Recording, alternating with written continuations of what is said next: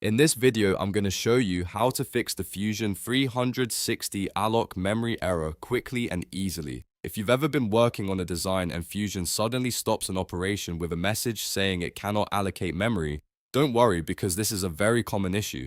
It usually happens when your computer does not have enough available RAM for the task Fusion is trying to perform. This often appears when working with large assemblies, complex meshes, or very detailed models. The good news is that there are several simple fixes that solve this problem for most users. I'll walk you through the most effective solutions step by step so you can get Fusion running smoothly again. And if this video helps you out, make sure to hit that like button and subscribe to the channel for more Fusion 360 tutorials and quick fixes like this. Alright, let's jump right in.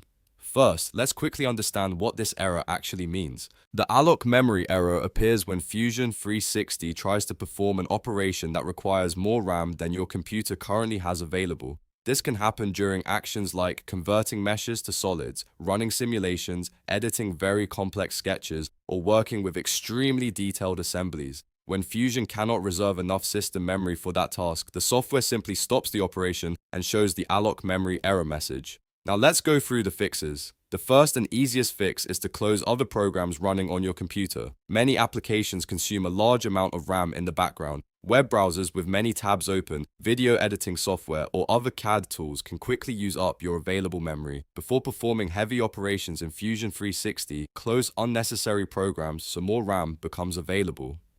The second fix is to restart Fusion 360. During long work sessions, the software can accumulate temporary memory usage. Closing Fusion and opening it again clears that temporary memory and gives the program a fresh start. After restarting, reopen your project and try the same operation again. The third solution is to simplify your model. If your design contains extremely complex sketches, a large number of components, or very heavy geometry, Fusion will need more memory to calculate everything. Try reducing sketch complexity, breaking large assemblies into smaller sections, or removing features that are not necessary for the current step.